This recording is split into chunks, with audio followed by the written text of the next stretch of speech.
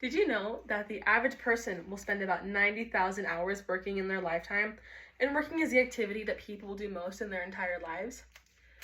Since we as people are going to be spending so much time in one place to support ourselves and the lifestyles we're wanting, I think it's really important that we sit down and reflect on the environments we're inserting ourselves into and how to find the best one for yourself, your mental and physical health.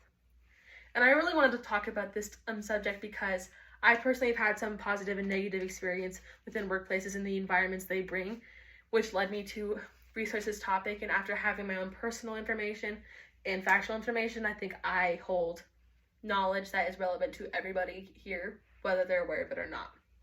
So my ultimate goal today is to teach you guys about the benefits of a healthy work environment.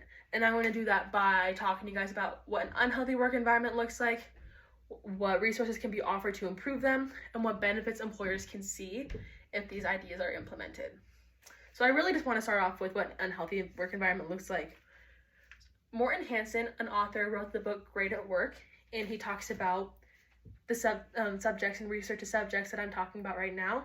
And he states that consistent overtime or too much overtime can lead to not only mental health problems, which is more of a given, but also physical health problems because you're not keeping up in your own self-care. And when I say physical health problems, I mean cardiovascular disease, it's hard for me to say, diabetes, and other disability that's too extensive to dive into. I thought that was really interesting because we think about the mental part of a lot of things and not the physical. I also really wanted to talk about how choosing between work and home consistently can be very wearing on one's mind because they want to be able to be there for themselves and their family, but they also do not want to lose the job that they're employed at because it's a consistent job. Dr. Jeffrey Pfeffer, who is a Stanford professor who also specializes in workplace environments and subjects similar to these, talks about how ranking in the office can be really detrimental to people's coworker relationships and how it's going to be hard to work with those people you work with if there's always competition. Even though it's implemented to inspire good results and inspire people to work harder so they can get better results, it actually just adds more tension and negativity to the workplace, and it ultimately just is not good for that. So now that we've explored what a negative environment looks like, I really just want to talk about what can be offered to improve those environments. So Dr. Debbie Stone, who is a care and empathy officer at her job, is a social worker and a veterinarian.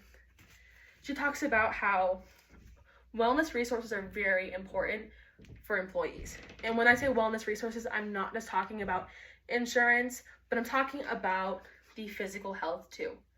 And when I say physical health, I mean like offering them gym memberships, offering them a office gym if you can afford that in your company, but just helping them stay in tune with their physical health so they can take care of themselves.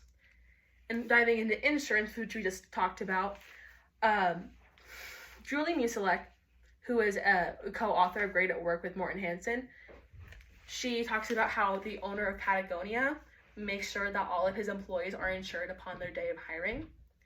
And I think that's just really important because people find security in their job and that'll inspire them to be happy with it and stay. And I just thought that was really good.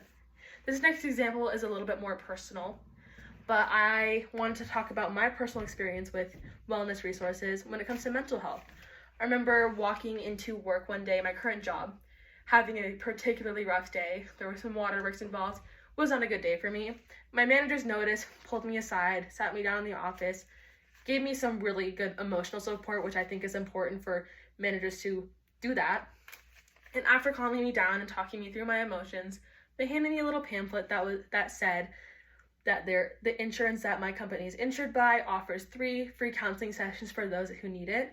And I just thought that was a really nice and important thing to offer to your employees and how that should be done more, because that was not offered to me in my previous jobs and I noticed the difference. But moving on from that, if these are implemented, I really want to tell you what results employers will see. And so Dr. Stone, who we just talked about, states that productivity will be better if these ideas are implemented and their employees are supported well enough. And we're not only going to see better productivity, but better quality in products if they're making products, better quantity, and just higher sales, higher productivity if these ideas are implemented. They'll also see less sick leave and disability and ultimate time off because they have a healthy relationship with work and they're well supported through work. She also states that when wellness is protected by employers, employees find more value in their job and they'll see more consistent attendance and ultimately just a healthier relationship with their job. I really would love to talk about this more with you guys, but unfortunately, I think that's going to be all the time that I have for today. I really just wanted, once again, I just taught you about what the benefits of a healthy work environment looks like by talking to you guys about what an unhealthy environment looks like, what resources can be offered to improve those work environments, and what results can be seen from employers. And I really just hope that you guys have sat down and understood this so you don't have to learn this lesson the hard way like I once did. And if you're experiencing any of these negative work environments, these negative energies at work, I really implore you just to go explore your options and see where else you can get a job at.